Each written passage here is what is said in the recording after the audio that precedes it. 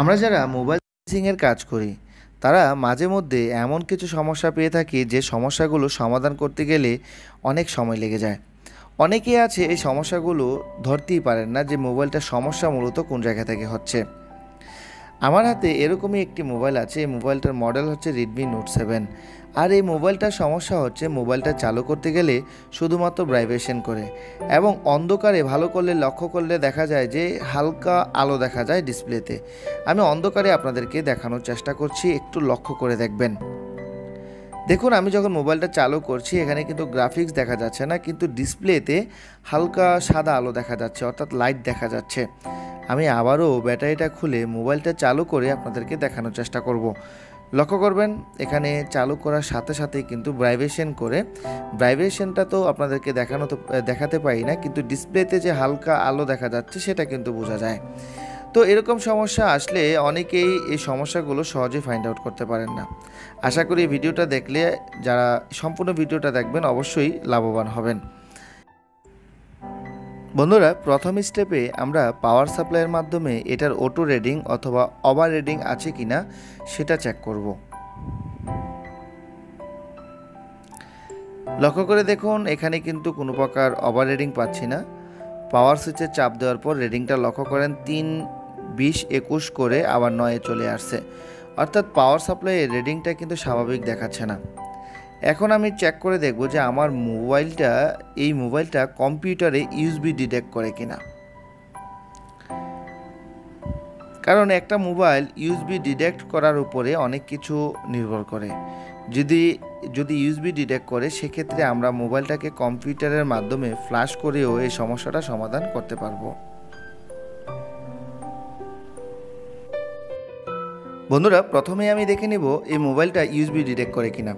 আর এই USB detect করে কিনা সেটা চেক করার জন্য অবশ্যই আমরা কম্পিউটারের ডিভাইস ম্যানেজারে চলে যাব।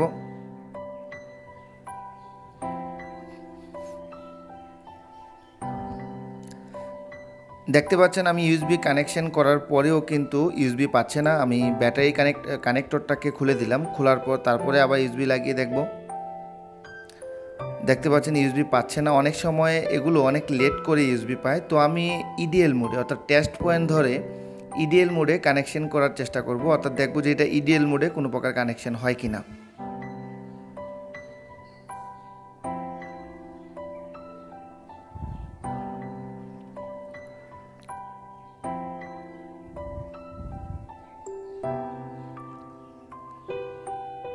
বন্ধুরা, লক্ষ্য করে দেখুন আমি যখন টেস্ট পয়েন্ট শর্ট করে ইউএসবি কানেক্ট করলাম তখন কিন্তু ইডিএল মোড পেয়েছে।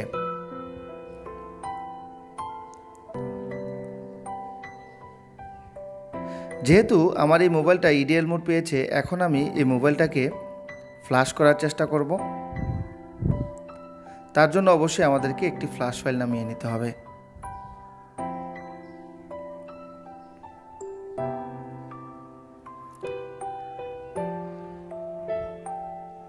ফ্ল্যাশ ফাইল নামানোর আগে বা ফ্ল্যাশ করার আগে প্রথমে আমি ইউএমটির মাধ্যমে আইডেন্টিফাই করে নিলাম যে আমার এই মোবাইলটা, এটা যে ইনফরমেশনটা আছে, সফটওয়্যার যে ইনফরমেশনটা আছে এই ইনফরমেশনটা শো করে কিনা। আমি যখন রিড ইনফো দিলাম এখন কিন্তু আমার এই মোবাইলের ইনফরমেশন শো করছে। যেহেতু ইনফরমেশন শো করছে সেহেতু আমি গুগল থেকে একটি ফাইল ডাউনলোড করে নেব। ডাউনলোড করে তারপর এই মোবাইলটাতে ফ্ল্যাশ করার চেষ্টা করব। আমার কাছে এই মোবাইলের অর্থাৎ এই Redmi Note 7-এর ফ্ল্যাশ ফাইলটা অলরেডি ডাউনলোড করা আছে। তো তার জন্য আমাকে ডাউনলোড করতে হবে না। তারপরেও আমি আপনাদেরকে দেখাবো রেডমি মোবাইলের ফ্ল্যাশ ফাইলগুলো কোন সাইট থেকে নামালে সবচেয়ে ভালো হবে। ওই সাইডে যে ফ্ল্যাশ ফাইলগুলো পাওয়া যায় সেই ফ্ল্যাশ ফাইলগুলো একদম ফ্রি, আপনাকে কোনো প্রকার পেমেন্ট করতে হবে না। আপনারা গুগলে গিয়ে লিখবেন এমআই ফ্রিম লেখার পর এই জায়গার মধ্যে এসে আপনি সার্চ বক্সের মধ্যে আপনার কাঙ্ক্ষিত যে মোবাইলের ফ্ল্যাশ ফাইলের প্রয়োজন ওই মোবাইলটার মডেল লিখে সার্চ করলে আপনি অ্যাভেলেবেল ফ্ল্যাশ ফাইল পেয়ে যাবেন। আপনি চাইলে এখান থেকে চাইনা ভার্সনের ফাইলও নামাতে পারবেন, চাইলে গ্লোবাল ভার্সনেরও নামাতে পারবেন, এটা আপনার ইচ্ছা।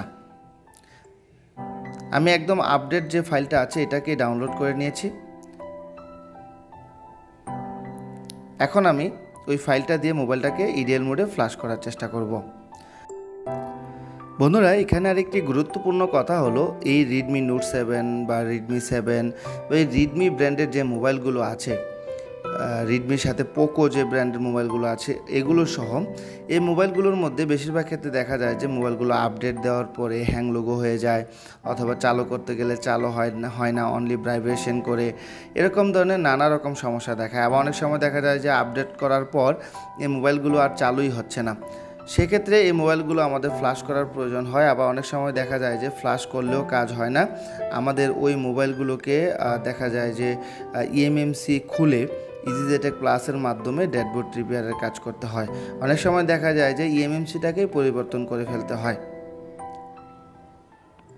বন্ধুরা, মোবাইলটা ফ্ল্যাশ নিচ্ছে অলরেডি, তো আমরা একটু জায়গায় স্কিপ করে দিব, কেননা এটা ফ্ল্যাশ দিতে একটু সময় নেবে। আশা করি সম্পূর্ণ ভিডিওটা দেখবেন, তাহলে এই মোবাইলটা ফ্ল্যাশ করার পর চালু হয় কিনা এই বিস্তারিত বিষয়গুলো আপনারা সহজে বুঝতে পারবেন।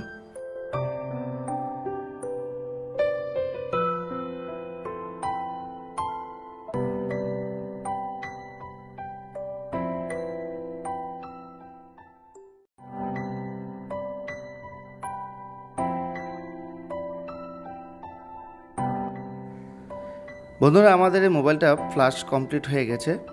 তো এখন আমরা এই মোবাইলটাকে ইউএসবি ডিসকানেক্ট করে মোবাইলটাকে চালু করার চেষ্টা করব।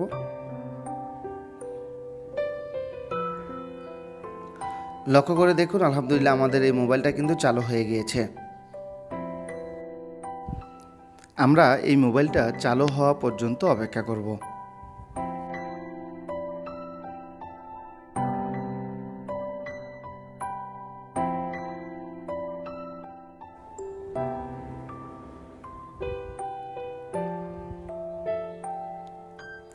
দেখতে পাচ্ছেন এই মোবাইলটা কিন্তু সম্পূর্ণরূপে চালু হয়ে গেছে। বন্ধুরা, আশা করি এরকম ধরনের সমস্যা যদি আপনাদের কাছে আসে, যে কোনো রেডমি মোবাইল বা পোকো মোবাইল অনলি ভাইব্রেশন করছে, অথবা হালকা আলো দেখা যাচ্ছে ডিসপ্লেতে, সম্পূর্ণরূপে চালু হচ্ছে না, বা হ্যাং লোগো সমস্যা, এরকম ধরনের সমস্যা যদি আপনাদের কাছে আসে, আশা করি এই কাজগুলো আপনারা সহজেই করতে পারবেন। বন্ধুরা, আমি প্রতিনিয়ত চেষ্টা করি আমার এই মোবাইল রিপেয়ার হসপিটাল বিডির ইউটিউব চ্যানেলে নানা রকম সমস্যা নিয়ে বিস্তারিত আলোচনা করে ভিডিও আপলোড করার জন্য। আপনাদের যদি এই ভিডিওগুলো দেখে ভালো লেগে থাকে, অবশ্যই আমার এই mobile repair hospital BD YouTube চ্যানেলটা সাবস্ক্রাইব করে দিবেন এবং পাশে থাকা বেল আইকনে ক্লিক করে দিবেন, যাতে আমার দেয়া নতুন নতুন ভিডিওগুলোর নোটিফিকেশন পৌঁছে যায় সবার আগে আপনাদের কাছে। আর যারা ফেসবুক পেজ থেকে ভিডিও দেখছেন, তারা দয়া করে ফেসবুক পেজটাকে ফলো করে দিবেন। বন্ধুরা, আজ আর নয়, কথা হবে আপনাদের সামনে নেক্সট কোনো ভিডিওতে। সে পর্যন্ত সুস্থ থাকবেন, ভালো থাকবেন। আসসালামু আলাইকুম ওয়া রাহমাতুল্লাহি ওয়া বারাকাতুহু।